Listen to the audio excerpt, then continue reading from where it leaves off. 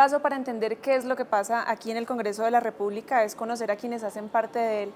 Por eso en Poniendo el Pecho hablamos de cuáles son esas causas y luchas que lideran los y las representantes a la Cámara. Hoy me acompaña María Fernanda Carrascal, representante del Pacto Histórico por Bogotá. Bienvenida. Muchas gracias, Lorena, gracias por este espacio. Bueno, representante, ¿a qué temas le está poniendo el pecho aquí en el Congreso? Bueno, principalmente a dos, Lorena, todo lo que tiene que ver con la defensa de las familias trabajadoras, del derecho laboral y de las mujeres. Esos son los temas más importantes. Precisamente es coordinadora ponente de la reforma laboral. ¿Qué cambia esta reforma? La reforma laboral trae la defensa de los derechos individuales, pero también de los derechos colectivos. En materia individual estoy muy contenta, Lorena, porque logramos aprobar ya 16 artículos en el primer debate que empezó en diciembre del año pasado y estamos esperando que continúe.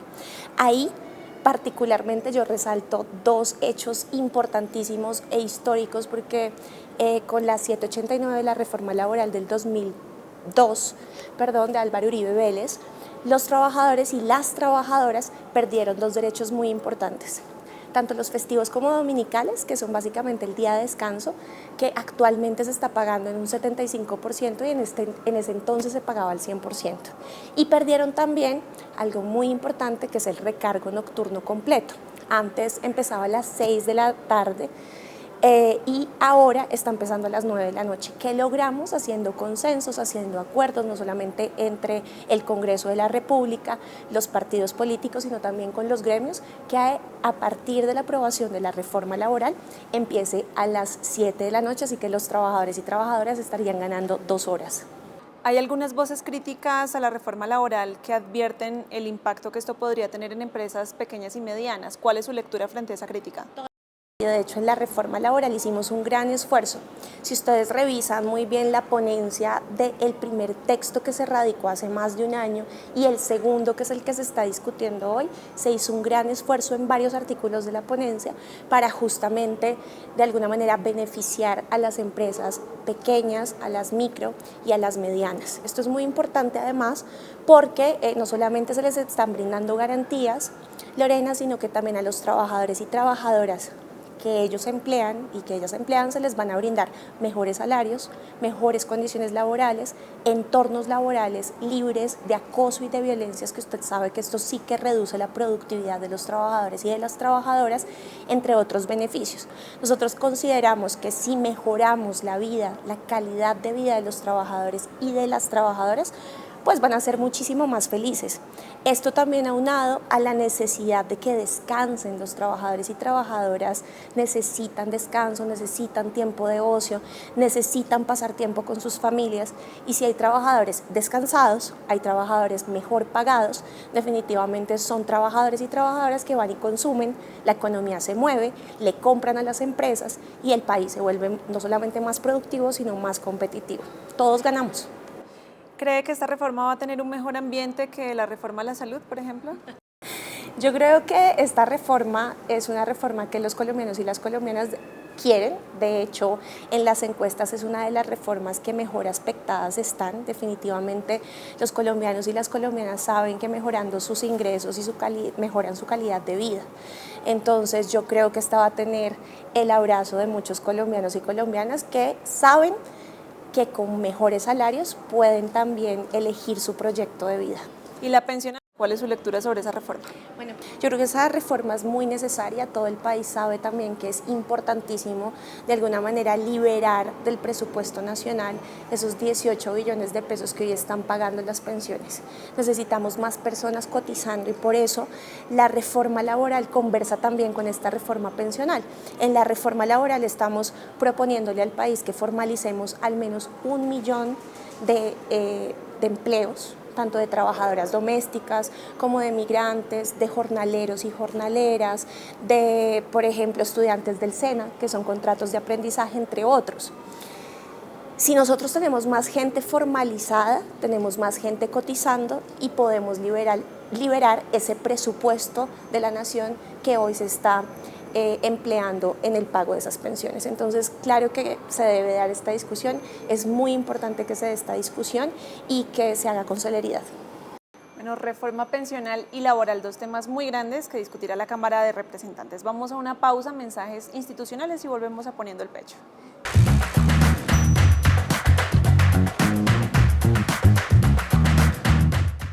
Volvemos a Poniendo el Pecho con la representante María Fernanda Carrascal. Representante, usted ha liderado proyectos de género, el que busca la licencia menstrual es uno de ellos. ¿Por qué la licencia menstrual es necesaria para algunas mujeres en Colombia? La licencia menstrual definitivamente lo que busca es el reconocimiento de una realidad que no solamente sucede en Colombia, sino que sucede en el mundo. Y es que los espacios de trabajo han sido hechos por hombres y para hombres, y en la medida que más mujeres nos estamos introduciendo en los distintos sectores de la economía, pues se ve la necesidad justamente de modificarlos y adecuarlos para nuestras necesidades biológicas, pero también para todos esos procesos como lo son la menstruación, como lo son la maternidad, entre otros. Cuando hablamos de menstruación como tal, hay menstruaciones que son dolorosas. Lorena, yo no soy una mujer que tiene menstruaciones dolorosas, pero sí conozco a muchas y creo que todos y todas conocemos a alguna mujer que tiene menstruación dolorosa y que incluso no sabe por qué es, no le han diagnosticado. Muchas mujeres después de 10 años son diagnosticadas con menstruación dolorosa debido, por ejemplo, a la endometriosis. Y nosotros lo que queremos es que los espacios de trabajo les permitan de manera remunerada tener un día en el que puedan atenderse y puedan no asistir a su trabajo y cuidarse para poder ser más productivas en sus lugares de trabajo, y también esto mejora la calidad y la productividad de su entorno laboral. Hay quienes consideran que esto, por ejemplo, podría hacer que las mujeres no seamos vistas de la misma manera en el mercado laboral. ¿Lo considera un riesgo? No, yo no creo que sea un riesgo, todo lo contrario. Cuando nosotros hablamos y reconocemos los procesos naturales de las mujeres y trabajamos todos de la mano para que sean reconocidos, yo creo que es todo lo contrario, absolutamente todo lo contrario. Y hablando de mujeres en el mercado laboral, quienes realizan el trabajo doméstico son en su mayoría mujeres. ¿Cómo vigilar que no se les violen sus derechos? Así es, son más de 650.000 mujeres aproximadamente que hacen este trabajo. Es un sector altamente feminizado y es un sector altamente vulnerado. Digamos que históricamente tenemos una deuda con ellas, ya han sido reconocidas, y quiero decirle, Lorena, que no han sido reconocidas porque alguien se paró y dijo hay que reconocerle su trabajo, sino porque ellas mismas se han sindicalizado y se han organizado y llevan por lo menos 10 años organizadas para este propósito, haciendo incidencia, ya tienen una ley que las respalda, que las ampara y que además formaliza su empleo, pero en la práctica faltan muchísimas por formalizar. ¿Qué es lo que nosotros queremos a través de este proyecto, que es de mi autoría? Inspección y vigilancia en el lugar del trabajo. Prácticamente todos y todas quienes me están viendo acá y son empleados, son trabajadores, asalariados o que tienen otro tipo de contrato, que están formalizados, saben que hay inspección y vigilancia en el lugar de su trabajo. Que si hay alguna duda o que si hay alguna queja, pueden hacerla llegar al Ministerio del Trabajo, y que hay unos inspectores que van y verifican que todo esté en orden, o que verifican que la denuncia es real o que es falsa. Pues esto no le pasa a las trabajadoras domésticas, porque siempre ha habido un debate entre el lugar de trabajo y ese lugar también, digamos, de alguna manera íntimo de las familias, el domicilio, ¿no? Entonces estamos justamente en este debate, hemos llegado a unos acuerdos muy interesantes en la Comisión Séptima y yo creo que en las próximas semanas vamos a estar aprobándolo para que estas trabajadoras no se vean vulneradas en sus derechos. ¿Qué queremos evitar? Principalmente el abuso, el acoso, hay muchísimo acoso sexual para estas mujeres, hay mucho trabajo infantil. Y eso es otra cosa que queremos evitar a toda costa. Hay muchas niñas que están siendo obligadas, que están siendo explotadas laboralmente, y también vemos todo tipo de violencias.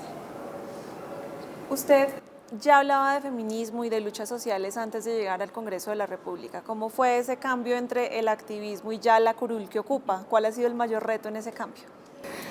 Lorena, yo creo que el reto más importante es en cómo nos comunicamos y cómo continuamos teniendo un pie en el Congreso y teniendo un pie en las calles y en el activismo. Cómo logramos no desconectarnos de la ciudadanía. Y yo creo que de alguna manera las redes sociales nos permiten eso, nos permiten poder estar más en contacto, nos permiten tener una voz, nos permiten tener y crear nuestros propios contenidos para estar comunicándonos con las personas. Creo que ese es el reto más importante y que tiene mucho que ver también con cómo nos ven desde afuera y la seriedad que las personas ven de nuestro trabajo. Bueno, y digamos que para generar esa cercanía entre la ciudadanía y el Congreso, además de las redes, que es el canal propio, ¿qué reformas debe considerar el Congreso? Ya arrancamos este año con un mes más de trabajo legislativo. Sí.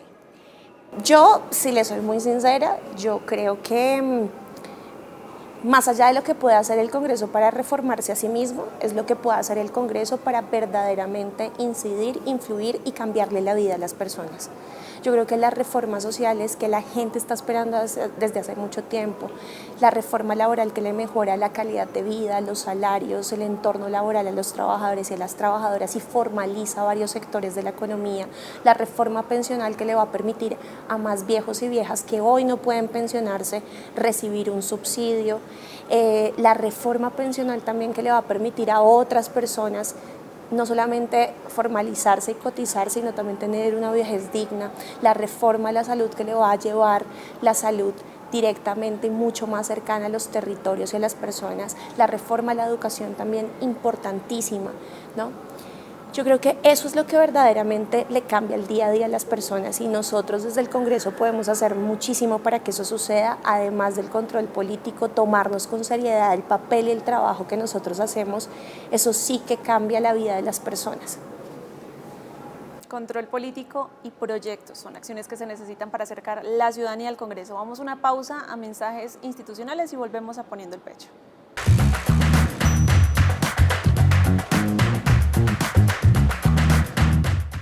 Volvemos a Poniendo el Pecho. Representante, va a ser mamá. Esta experiencia le ha reafirmado su posición sobre la interrupción voluntaria del embarazo. ¿Cómo garantizar ese derecho desde el Congreso? Sigo creyendo que la interrupción voluntaria del embarazo debe ser una opción para todas las mujeres. De hecho, yo la contemplé en algún momento. Al principio, cuando me enteré, digamos, no es un embarazo planeado y la gente lo sabe, yo misma lo conté en los medios de comunicación.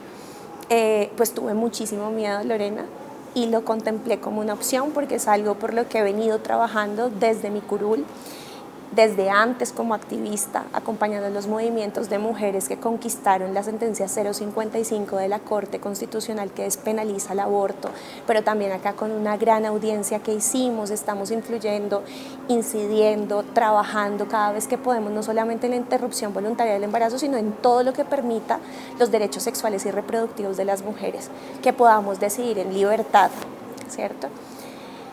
Pero algunos se preguntarían, ¿pero por qué pensó en el aborto y por qué no abortó? De hecho, dicen, si usted es una abortera, ¿por qué no lo hizo? No lo hice al final de cuentas porque tomé una decisión libre, porque a diferencia de muchas mujeres en este país, tengo autonomía económica, tengo otras posibilidades, sin embargo, con todo y eso, siempre sobrevienen los miedos, porque vivimos en una sociedad que no le da las condiciones sociales, económicas a las mujeres para maternar, incluso a las que tenemos mejores condiciones o tenemos incluso más privilegios, como a las mujeres en política, por ejemplo, que no podemos decidir una licencia de maternidad porque nos toca renunciar a nuestros derechos políticos. Entonces estamos frente a una sociedad que nos dice maternen, porque igual necesitamos la mano de obra, necesitamos los trabajadores, las trabajadoras, necesitamos seguir reproduciéndonos, pero no le brinda las condiciones. Entonces por eso sigo considerando el aborto una opción para las mujeres. Creo que todas las maternidades deben ser deseadas y esas maternidades deseadas deben contar con todo el apoyo de nosotros y de nosotras. Yo no solamente trabajo por los derechos sexuales y reproductivos, por la interrupción voluntaria del embarazo, sino también para que esas maternidades se sientan seguras en un Estado que les protege y les brinda garantías. ¿Usted se ha hecho alguna cirugía estética o se la va a hacer después de que dé a luz? Solo me hice una alguna vez. Se lo pregunto porque es ponente de un proyecto que busca regular los procedimientos estéticos en Colombia. Bueno, en ese proyecto nos encontramos varios representantes a la Cámara y senadores del Congreso. Este proyecto lo que busca justamente es brindarle garantías a los y las pacientes para que puedan realizarse prácticas o procedimientos más bien estéticos seguros, en donde tengan todas las garantías de información. También incluso se les generan de alguna manera deberes de informarse. No solamente estamos buscando, que esto es muy importante, no estamos buscando que los médicos nos garanticen el resultado, sino que nos garanticen las condiciones para que haya un buen resultado. Entonces, en esto estamos. Este proyecto de ley de las cirugías surge en parte por un escándalo de un grupo de cirujanos que operaban sin aparentemente tener un título idóneo.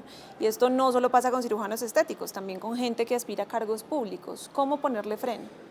Así es, una de estas iniciativas ya va cursando en Senado, ya pasó por Cámara de Representantes, tuvimos muy buena acogida tanto en la comisión como en la plenaria, y lo que buscamos hacer es un sistema informativo de verificación de títulos académicos, porque no solamente sucede en el caso de las cirugías, en el caso de los cirujanos plásticos, o más bien los que se hacen pasar como cirujanos plásticos y que dejan a su paso víctimas, sino también sucede muchísimo tanto en el sector privado como en el público. Lo hemos visto con gobernadores, lo hemos visto con funcionarios de todo tipo, con ingenieros civiles, por ejemplo, al frente de obras de infraestructura. Bueno, la vida de las personas al final de cuentas en riesgo por personas inescrupulosas que falsifican documentos privados, en este caso de universidades, y que se hacen pasar por expertos en materias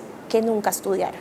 Entonces, esta verificación de títulos académicos va a permitir que cualquier persona pueda entrar de una manera muy sencilla a la web, a una web donde pueden verificar estos títulos. Usted seguramente va a seguir en política. Desde esta curul que ocupa, ¿qué cambios quiere lograr para el país en el que va a crecer su hija?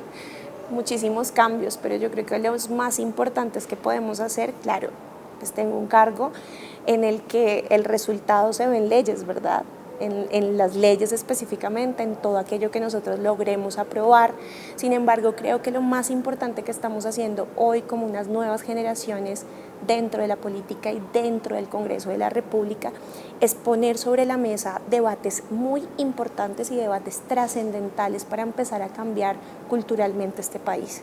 Yo creo que hace muchos años no se hablaba, muchísimo menos en el Congreso de la República, sobre menstruación, sobre maternidades, sobre la libertad que tienen las mujeres sobre sus cuerpos, porque de hecho ni siquiera las congresistas tenían edad ni para menstruar ni para maternar. En 1998 las poquitas que habían tenían entre 50 y 80 años, ¿cierto?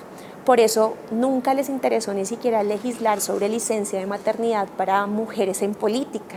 Y hoy vemos muchas mujeres en política que no pueden elegir, o eligen una o eligen la otra. Si llegan y quedan en embarazo, no pueden sencillamente cuidar a sus hijos los 16 semanas que las demás mujeres trabajadoras sí, porque tienen que renunciar a sus derechos políticos para poder hacerlo. Les disuelven sus equipos, no les pagan el total de sus honorarios y demás. Entonces, ese tipo de conversaciones, creo que hoy como generación podemos estar muy orgullosas que estamos abriendo el espacio para las generaciones que vienen atrás, para las mujeres que quieren actuar en política, para las mujeres trabajadoras, mejorando sus condiciones de vida, sus condiciones salariales. Necesitamos reducir la brecha salarial, necesitamos que se siga hablando sobre acoso y abuso en el mundo del trabajo, porque la mayoría de las personas trabajadoras que se ven afectadas son mujeres. Necesitamos que haya espacios libres de estas violencias para que no solamente seamos más productivas, sino que seamos dignificadas, ¿no?, como seres humanos. Entonces, Lorena, creo que estamos haciendo el trabajo de poner sobre la mesa debates trascendentales, debates que hace mucho tiempo tampoco se daban en este país, sobre el trabajo. Hoy la gente está hablando sobre trabajo, sobre, venga, ¿por qué no me pagaron lo que me tenían que pagar en mi liquidación? ¿Qué es lo que está pasando con mis horas extras? ¿Por qué no me las pagan?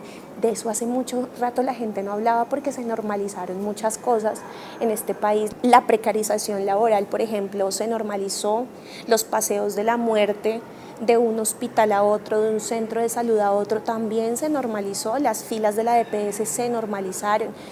Es hora de empezar a hablar. Yo creo que la pandemia también de alguna manera nos trajo esa posibilidad de hablar de lo más importante, del centro que debe ser la vida. Y esa vida, para que sea dignificada, requiere unas condiciones de trabajo, unas relaciones de educación, de salud y de pensiones para tener una vejez también digna.